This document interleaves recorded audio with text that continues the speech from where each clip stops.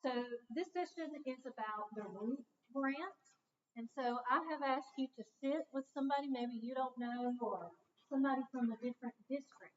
And before we start, what I'd like for you to do, I'm sure you have had time to talk to that person as we've been waiting on this session to start. But I would like for you to talk to somebody at your table about who your district is and how long you've been doing ROOT. Okay, because this one kind of varies from year to year as to which district gets it. So take just a couple of minutes, introduce yourself, your district name, and approximately how long you've been doing this grant. Okay?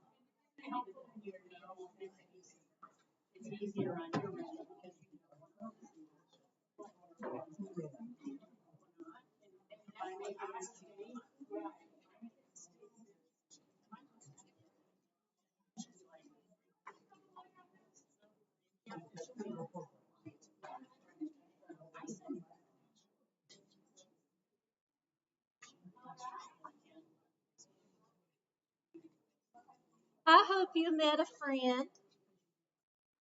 Hopefully you met a friend. You know, in this line of work, it's good to have somebody that you can call.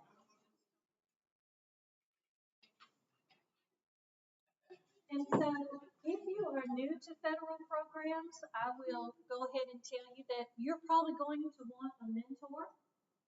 How many of you, raise your hand, you do multiple federal grants within your district office? Yes, okay. And so that is typically what we see, that there's like a federal programs coordinator or a federal programs director handling most of these grants. And so, you know, if you are new, my office is happy to help put you in contact with someone you can talk to that maybe your district is approximately the same size, or maybe you all function in the same way as far as like the activities that we see and projects. It's good to be able to have conversations. So I want you to be able to do that, make a friend, write their number down, all of those things while you're here at the SA Academy. It will help you go a long way as you're learning federal programs. If you don't already know me, I'm Jennifer Rhodes. I'm one of the team leads in the Office of Federal and State Accountability. There are 4 of us. C.R. Hall, she's in the room today. She is another team lead in our office. But I am the team lead for the Consolidated Finance and Applications team. And so what that means is we distribute the funding, we allocate and distribute the funding for Title I. Hold on to your seat. 1, 2, 4, 5, and N&D. It's a lot. My team does not handle Title III. That is in Zach Taylor's house. And we do the reservation for school improvement, but that is handled by Kim Mack's office. But on my team, there are 7 of us, ladies. We're all ladies on my team. So I have 2 or 3 of my team members that are in the session with me. This is Sheree Mosley, right at the phone, Teresa Gregory, and Leslie Blow. You probably know us. There's 2 or 3 more of us. You'll see us here at ESSA Academy. But we are here to serve you, to hold hands with you, to be able to do what needs to be done for the children sitting in the seats in your district. Okay?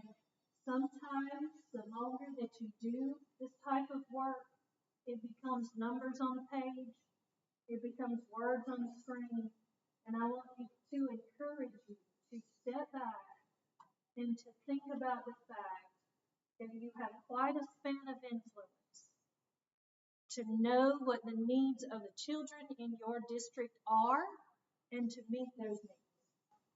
That is a huge piece of accountability that sits in your hand if you are the one running these grants. Okay? You need to communicate that at the district level. You need to communicate that at the school level. Be the advocate for those children. Okay? I don't want to run a rabbit trail, but I'll say, do not just spend the money just to spend the money. Okay? While we have the money, let's put it where it needs to be and to good use, right? So today I want to talk to you about one of the smaller grants that our office oversees. It is the REAP grant. We'll kind of get into it. This grant focuses on rural school districts. So this is one of the reasons why I wanted you to sit at a table with somebody, because not every district in the state of South Carolina receives this funding. And in a minute we'll get into how are those allocations determined, what is the eligibility criteria for that grant, so that maybe you can know going into next year, am I going to receive it again or not? Okay. This slide goes over the purpose of Title V, and you'll see that it's to address the unique needs of rural school districts that frequently lack the personnel and resources needed to compete effectively for federal competitive grants and who receive formula grant allocations in too small amounts to be effective in meeting their intended purposes. I know that felt like a run-on sentence. However, I wanted you to see what the purpose of this grant really is and who gets it. Okay? These awards are issued annually. They come down to the state departments, and then we push them out to the local LEAs. I will tell you that if you are new to REAP, we do not give a preliminary allocation for REAP. We wait until final allocations go out to give out REAP allocations. That is because we are waiting on the U.S. Department of Ed. Ray Mosley handles the allocation piece in our office, and she determines which districts are getting what amounts. But for this grant, it is determined by the U.S. Department of Ed. Sheree is not calculating this. So that is one of the reasons why it does not come out in preliminary, and you are kind of holding your breath as far as am I going to get it or not. We give it out at time. I am not one to stay right with my slides, but I know what is on the slides, so just stick with me as I kind of flow here. If you are a district that likes to transfer money, okay, and you don't want to, or you don't feel like you're going to maybe stick within, let's say, the Title IV grant, I'm going to just do Title IV, I want to transfer it to REAP. You cannot transfer into REAP until you know you are a REAP recipient that year. So what will happen is the GEMS grant will just sit, not approved, until we know, is your district going to get it again? Okay, so you need to keep that in mind that there's this lag time for director approval in GIMS if the district plans to transfer. Okay, we don't know until we know who's going to get this money, okay, because it's coming from U.S. Department of Ed. Okay. There are two programs authorized under REAP. One is called the SRSA and one is called the RLIS.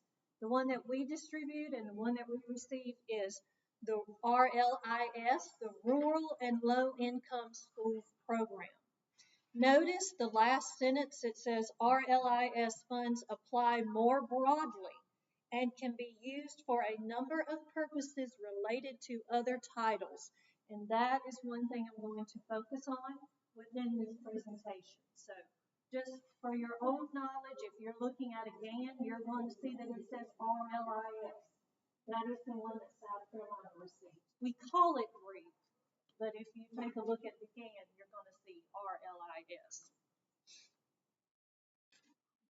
Okay, well, how is eligibility determined? So here I have it scripted for you. It is really based on locale code, okay? Locale code and low income. So this really gets into like the SAPI data and how that is determined in the locale code for which your district may reside.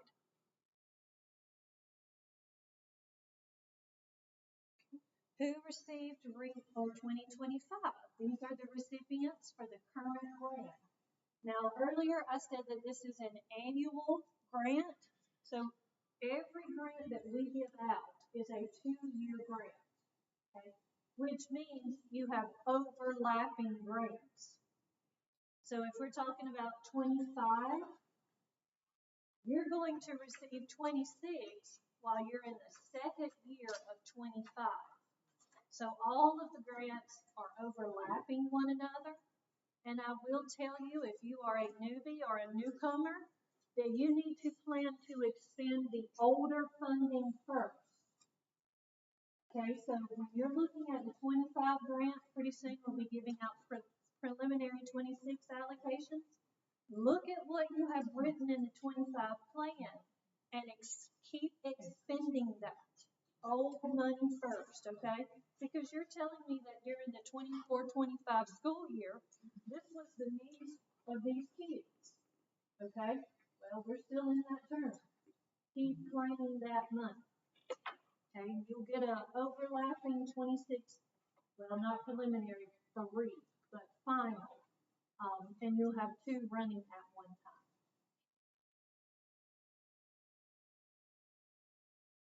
Okay, now I kind of want to talk about what you will hear throughout ESSA Academy. You're going to hear the words continuous improvements a lot. You didn't hear it this morning mainly in the first session, but you're going to begin from this session on, you're going to hear these words, because if you went to the national conference, you heard the words continuous improvement. You're going to hear it tomorrow when Tiffany Kessler comes to speak. There is a focus on continuous improvement and return on investment. So I want to talk to you about how to plan your funds, how to fund your plan, the differences between the two, and evaluation. So let me just say, historically, that this little grant kind of got like cast off to the side, as though it, it's just like the leftovers, because it's small.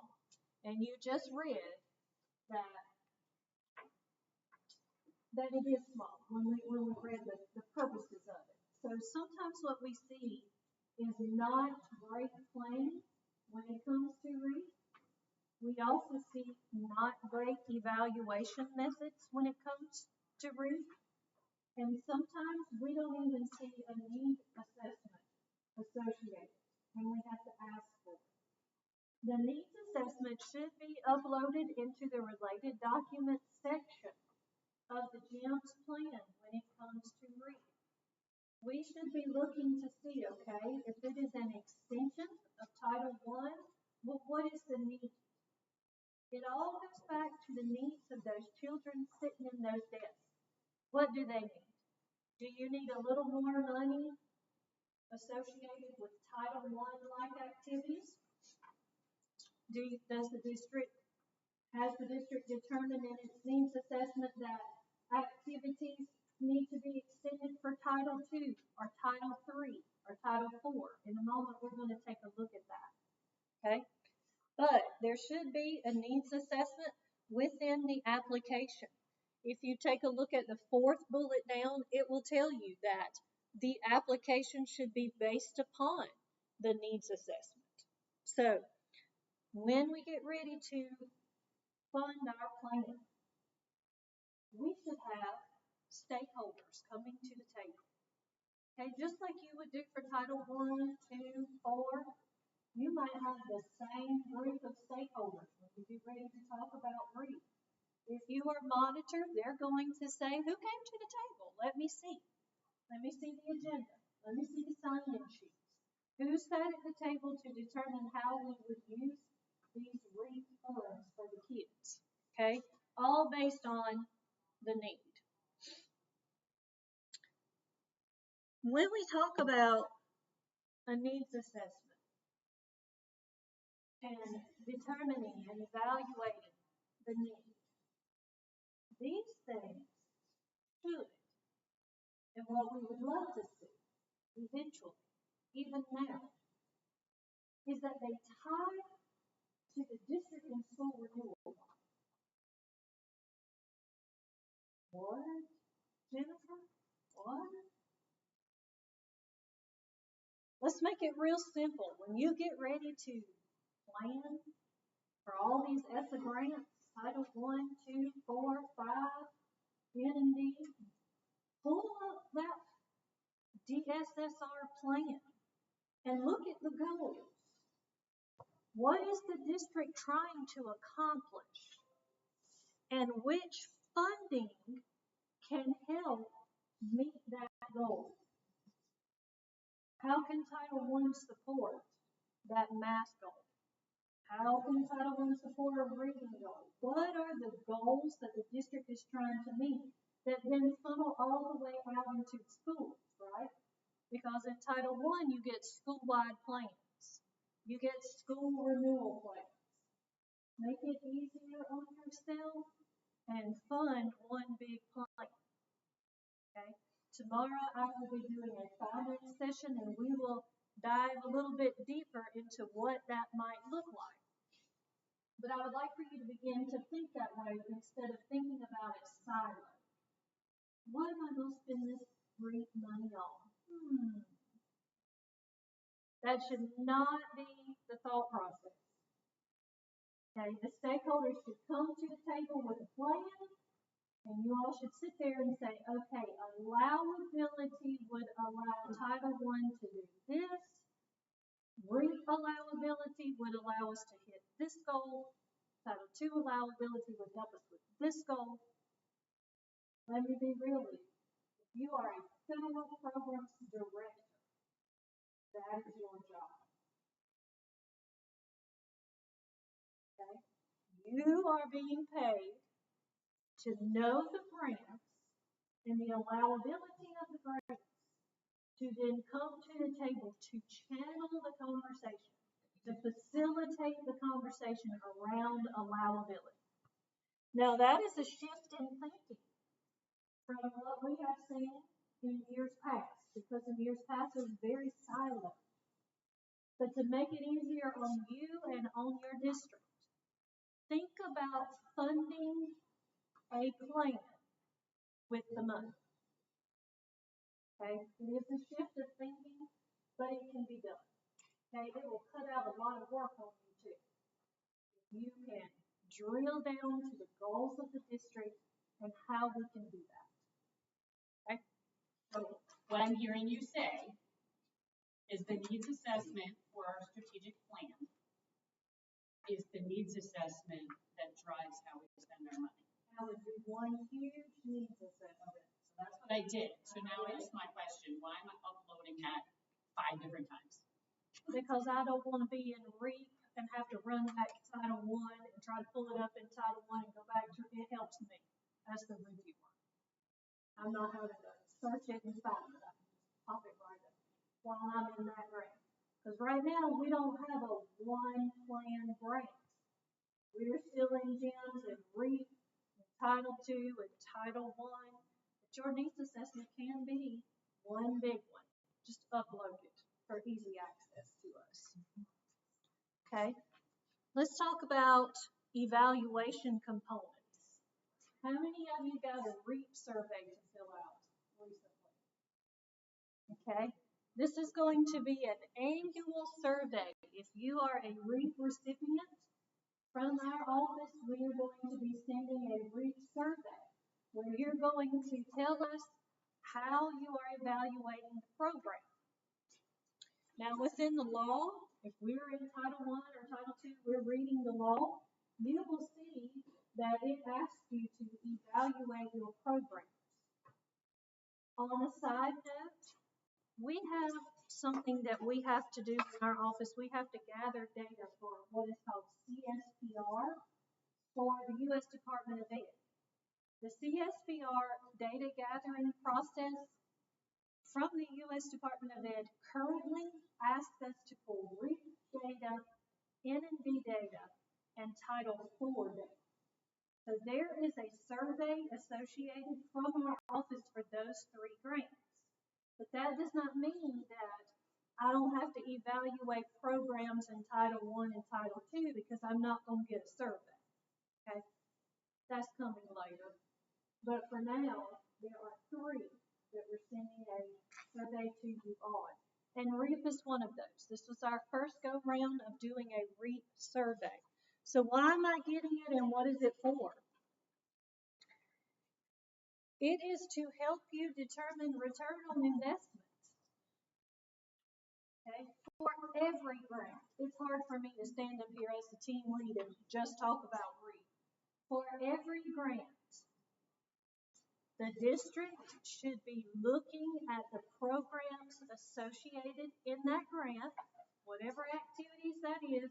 If you bought a reading program, if you bought a math program, you got a class size reduction teacher, whatever that money is going to, you should be assessing its effectiveness. We should not be wasting money. If it is not producing results, the district needs to be having conversations about should we continue it or should we move to something else to meet the need. Now let me say, if you buy a reading program or a math program, you have to go into it knowing you've got to give it time to be implemented with fidelity. So 3 to 4 years of tracking data to then determine the return on investment. Because you've got to give the teachers time to become comfortable with the delivery of it. You've got to give the kids time enough to be assessed by it. But that 3 to 5 year window after that, if it's not producing return, conversations need to be held. Okay? That goes back to the planning of the grant that is going to overlap in the new school year. So I could be seeing an activity written into 24, Title I, 2, 4, 5, whatever that I might not see in the 25 grant because you are evaluating programs and determining is it working or not. In the next section, I'm going to talk about what that looks like in Title I, 2, and 4. Okay, but for REAP, REAP is an extension of these other grants. I kind of think of it like it gives you a little bit more money in Title I, 2, 3, or 4. It's like an extension. But regardless, is it meeting the need? Is it helping? And if not, let's go back to the need. What else can we do with it to produce some results?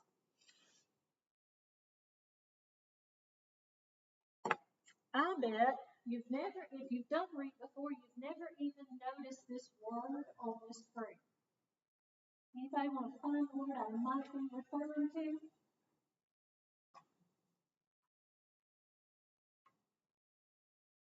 This is the program details link of the REAP grant. Do you see over here where it says description of the strategy with evaluation?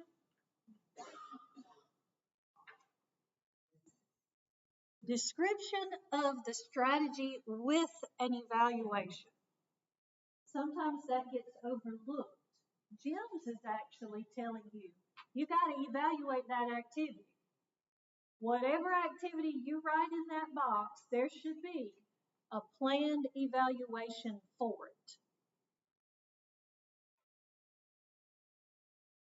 Okay, right now I'm not asking you to tell me what that evaluation is within GEMS, but when you get that REAP survey, that's what it's going to go back to, evaluating that activity.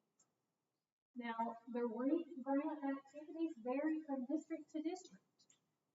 Okay, so when we talk about,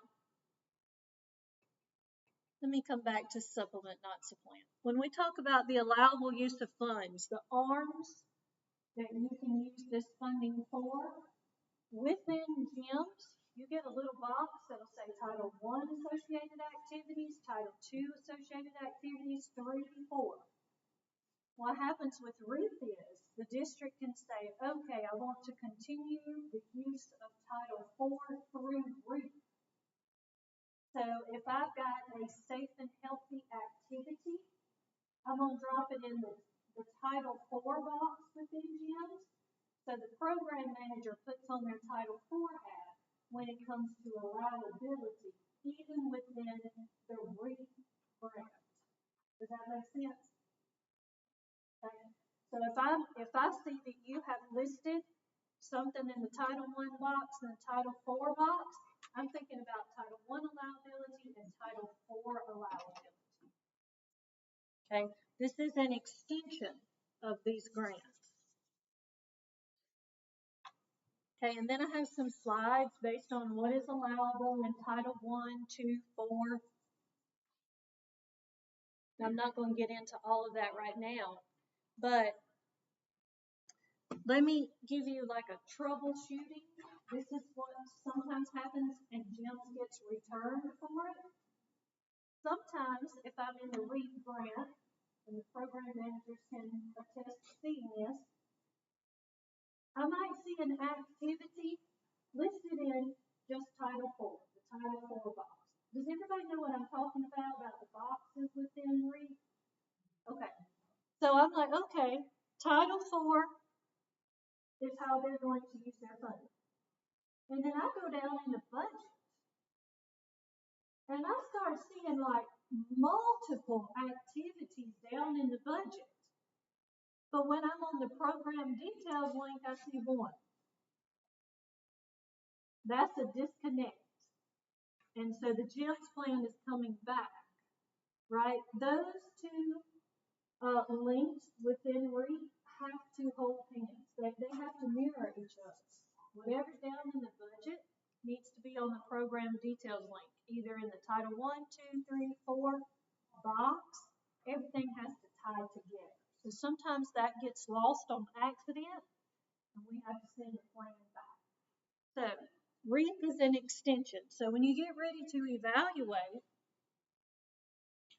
if you're evaluating Title I and you're using REAP money with one of the activities that's in the Title I grant, but this is giving you a little bit more money, when you get ready to evaluate Title I activities, you're doing that activity in REAP. Okay, you don't have to double do the work. Okay, you get ready to evaluate Title II. If you've got a REAP Title II activity, evaluate at the same time. Okay, don't make it hard. Are we getting the bang for our buck? That's what it is. I have a quick question, if I may. Yeah. So, say for an example, look at security.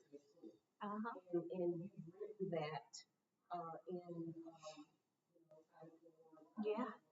Uh-huh. And in the REAP, you know, you are also addressing security, but not the same way because you have a piece like a software, something you're using, but you're adding something else. Is that allowable to do that? Yeah, you can, but you're going to evaluate both activities. Right. You might be evaluating one in the Title IV and then the one that's in the Title V. Yes, it can be different activities. Her question is, does it have to be the same activity in Title IV and in REAP? No. It's just the Title IV allowability hat, whatever might be in Title IV. So this will go back to those slides of anything you need in those three areas. Anything that's Title I allowable, you can put in there. Title II allowable. Just an extension. But it has to first be addressed in one of the other titles. Not necessarily. No. So like the idea is that when we're looking at that big needs assessment that you're doing, at that point you know what your needs are, and then you are ideally figuring out, well, what grant is going to help me meet that need. And it could be that I'm spending some of it out of Title I, like let's say that we have a need for reading is a weakness of ours. So maybe in Title I, I'm purchasing book sets. And then in Title II, I'm doing an ongoing training for my teachers referring to those book sets. And then maybe I'm having Title IV help me with some interventionists. And then maybe I'm using Title V to, pick up whatever I haven't. In Title V, it just has to go with allowability. It does not have to marry with the other title, something that you already have. It's just everything's driven from your needs. So applying it to the assessments that the school assessments that we did. Sure.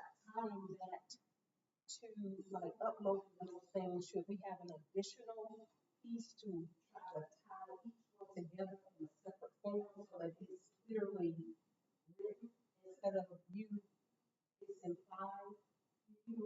It's really up to you and how you're going to be able to measure the effectiveness of that activity. Because I understand the possibility and I understand the clarity of in tying it together. But sometimes I guess it can be murky. Yeah. You're looking at trying to make sure, Abbeville, we got this, we're saying this here, and now I have REAP, and I'm saying this here. Will you all be able to tie that together? I know what's in my head. Not necessarily. Yeah, sure. So what we do when we're like looking at your REAP application is we're just looking for allowability. I just need to know that it is allowable underneath one of these other titles. So it may be something that's in isolation in that grant, or it may be something that's tied to your other grant. But when I'm reading grants, which goes back to your question, when I'm reading your grant, I'm reading that grant, which is why we also ask for private schools to be uploaded, because we're just in that grant.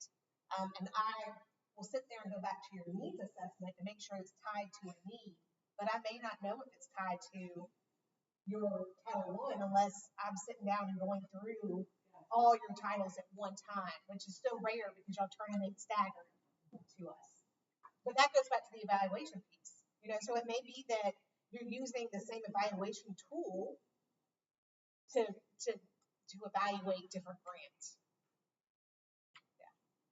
Now, if we were to have a one big plan, which we someday may, then we would have it all on one screen. Mm-hmm. And you would too. Okay. We'll see. Yeah. The old supplement not supplant holds for this grant. I'll go back to that. Title V funds may be used only to supplement educational program activities provided with state and local funds. And LEAs may not use Title V funds to pay for activities that, in the absence of these funds, would be provided with state and local funds. So you have to keep that supplement, not supplant, in your mind, even with this small of a grant as it is.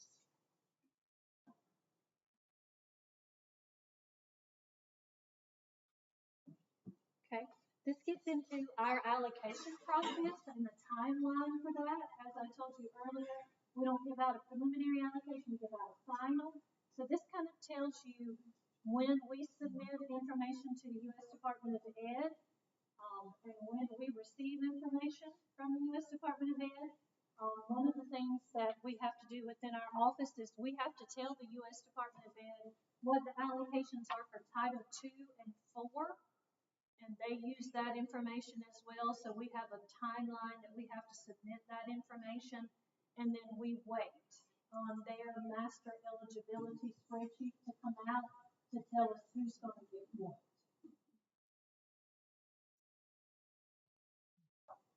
Okay, let's talk about transferring for just a moment. Transferring, districts are not transferring as much right now as what I have seen in the past. I think that that is great because it really says that a district understands the purposes of every grant and they like to utilize it to its intended purpose. So like, to be quite honest, when Title IV got up and running and we were having to do surveys for Title IV, I would get questions about, if I just transfer this money, do I have to fill out this survey? That's a ding ding to me, that's a red flag. Okay. Understanding the intent and purpose of the grant that you are given is very powerful for your district and for those students sitting in those seats. Now that's not to say that you can't ever transfer or there's not a reason to transfer, but you have to be careful with transferring, especially when it comes to Title I. If money is transferred into Title I, the thing that the district has to keep in mind is it has to meet the 15% for Title I, and so it's going to take whatever is transferred into Title I, and that is added to the total Title I allocation to then give a brand new total for the district to expend 85% of those funds pretty much that first year of the grant. So that is a heavy hitter and something that sometimes is overlooked when transferring to Title I. History shows that sometimes it's difficult for districts to just expend the normal down to the normal 15%, much less any funds that are transferred to add to it. So we have to keep that in mind. You can transfer from one grant to another as is listed in the slides. Keep in mind that there are processes for that which look like this. We determine at the district level that we want to do some transfer. There is a transfer form online for our office, or you can get it from your program manager. And you're going to fill it out as far as which grants I'm transferring to and from, the amount of funding that I'm doing, and then you sign it and it goes to the program manager. Okay? It gets tricky because this is sometimes done at preliminary GEMS applications. And then when we tweak to final allocations, it has to be done again so that everything matches, so that the related document for transferring matches for auditing purposes. Okay, so you're really doing it twice when you transfer funds. You are also supposed to be notifying our office 30 days prior to the transfer. Sometimes that gets lost. That is number 5 on the action steps. It should go to the program manager in time enough that that program manager can check all the allocation amounts. It can check which grants. It can check allowability of transfer. Is this a grant that can be transferred into your fund? The program manager is checking all that stuff.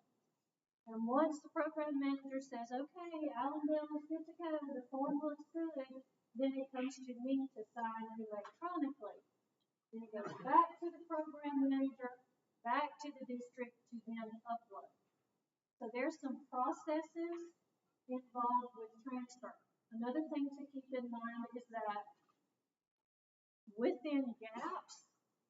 you transfer, you're still claiming in the original grant you got the money from. So that's something that finance has to keep in mind. It's not that that money from our office, we move it into the grant you're transferring it into. That is kept track on the side of the district, and it's claimed within the original amount it was given, the original grant we gave it to you. So there's lots of components to transferring, so I wanted to make sure that I kind of talked through all of that so that you are apprised of the action steps occurring for transferring. Okay? If you have not seen the Title V survey, we put it in these slides so that you can click and you can drill down and see what that looks like, because that will be an annual survey that the district is going to get for us to start looking at on our level return on investment. Conversations will be coming from your program managers soon about, did that work? They're going to look at the data you input and at the goals and whether or not things are working, which goes back to that continuous improvement. We need to constantly be trying to improve how we use these funds and if they're meeting the needs of the district. Continuous improvement. Okay, so that is coming across all of the grants, but that is what it looks like for the REAP grant. I also put a little fact sheet in there for transferring state and local funds. I feel like I have walked you through most of the components for REAP. Do I have any questions about? I say REAP, but what did I say it's really called in South Carolina? RLIS. So if you sat in on a U.S. Department of Ed webinar, they would be referring to it as RLIS. Is there a deadline on the survey for REAP?